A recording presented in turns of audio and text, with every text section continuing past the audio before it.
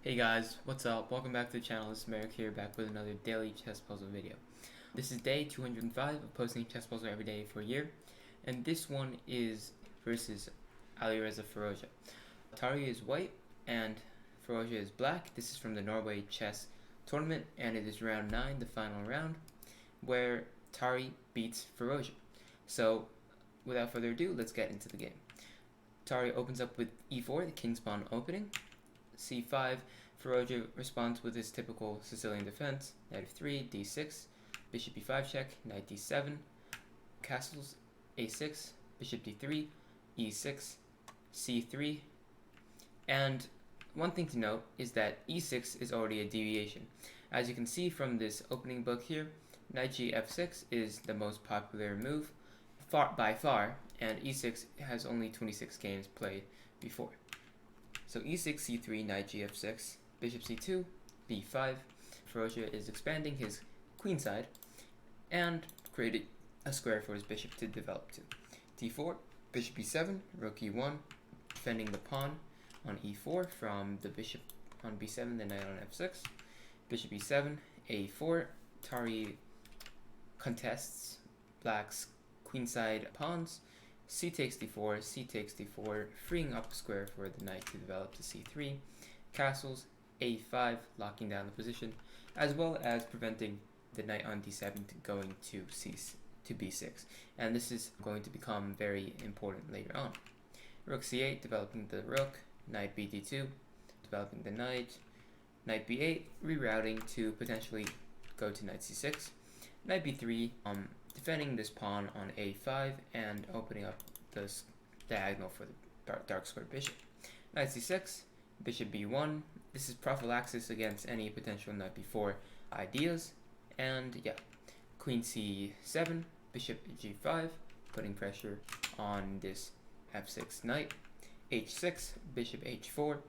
If g5, there is bishop g3, putting pressure on d6. And white will be pretty comfortable with ideas like knight c5 and e5 coming. So e5 is what Firouzja plays, bishop g3, putting more pressure on e5, rook f e8, d5, attacking the knight on c6, forcing it back to b8. From b8, Firouzja plans to reroute his knight to d7 and maybe potentially go to c5. Knight f d2, preparing to play some f3 or f4 ideas. f3, and now the idea of f3 is that, so after black tries to play knight h5, white has a square of safety for his dark square bishop, which will control this powerful diagonal.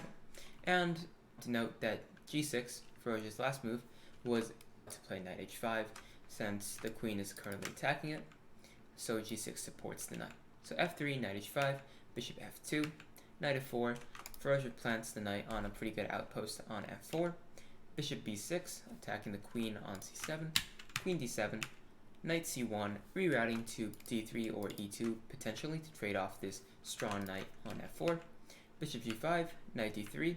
It is important to note that g3 is already much better than knight d3. The illusions of an attack, like after queen h3, g takes f4, bishop takes f4, are not real, since knight f1 defends the pawn on h2 and white will be fine.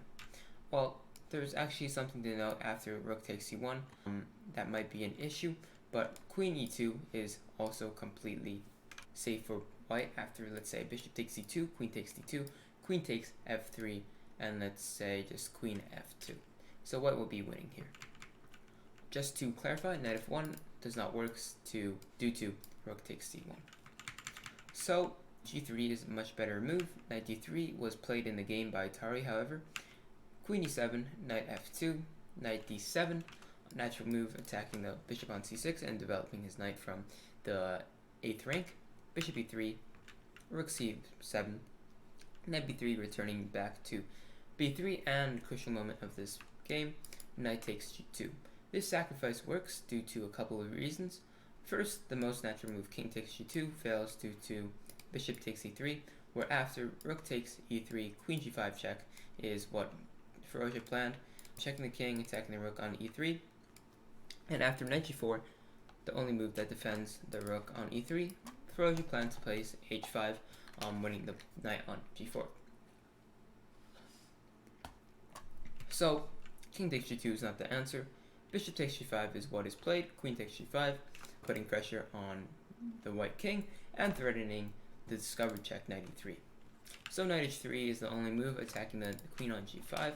Firouzja plays a discovered check, knight e3 check, knight takes g5, knight takes d1, knight takes f7, and this is a race to see who can capture the most amount of pieces first. Knight takes b2 is a blunder here, since after knight takes d6, white has an advantage. So in the game, he should just play king takes f7, rook takes d1, and accept this endgame where he will be in a slightly worse position due to his lack of space, since white has more pawns in black's zone of control, I guess, and this bad light squared bishop in comparison to the light squared bishop on b1, which may look bad but will easily come to d3, and even f1 and h3 have some good ideas. So knight takes d1, knight takes f7, king takes f7 will lead to a relatively equal endgame, and Firouzja would have definitely drawn it if he played it. So knight takes b2 is the blunder, knight takes d6 is the response, attacks the rook on e8, forces rook f8, rook a2 attacking the knight a4, rook g2 attacking g6, king h7 defending it, rook c1 threatening in exchange, rook takes, knight takes. The bishop is also being attacked here, so bishop a8, rook c2, knight a c5, bishop a2, planning to play knight b3. Rook takes f3 is a very natural move here, but knight b3 is what Tari is planning, where after knight takes b3, it looks like white is down a piece, but after bishop takes b3, if rook takes b3, there's rook c7, and white will be dominating and completely winning.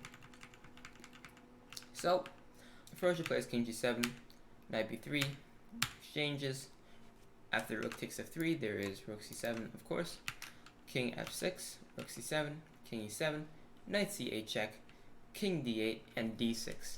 Now, Tari has completely locked down the position and is very close to winning now. Rook takes f3 is once again should be a topic of discussion, but after bishop e6, black is completely lost here since he will lose his knight on d7. For example, after knight d7, knight a7 threatens rook c8, which is checkmate. So, Firouzja plays rook f6, knight a7, threatening mate with rook c8, rook takes d6, rook check, rook c8 check, king e7, rook takes a8. Now, Tari is up one whole minor piece, and the rest of the game is quite simple. Tari simply converts his advantage by taking all of these pawns, and, here is the puzzle. So please pause the video here, and find mate in 4 for Tari. Can you spot it? If you can, comment down below what you think the answer is. Right now, pause the video, white to move. So, the first move is fairly obvious. It is h4 check, forcing king h5. And now, Tari played rook f6 in the game, threatening rook f5 check. For example, if black does nothing, rook f5 check, g takes f5, and bishop f7 checkmate. This is a very good way of winning, but bishop e6 is the most accurate. It threatens bishop g4, checkmate, and if g5, there is bishop f7 checkmate. If knight f2, trying to prevent bishop g4, we just do it anyways. Bishop g4 check, knight takes g4, and f takes g4, checkmate, delivering mate with the pawn. And if black doesn't do anything, bishop g4 comes anyways. So that concludes the game. Pretty nice finish by Tari with rook f6, and threatening rook f5, in addition with bishop f7. So thank you for watching. I hope you guys enjoyed this games and the puzzle at the end, and I hope to see you in day 206. Have a wonderful day.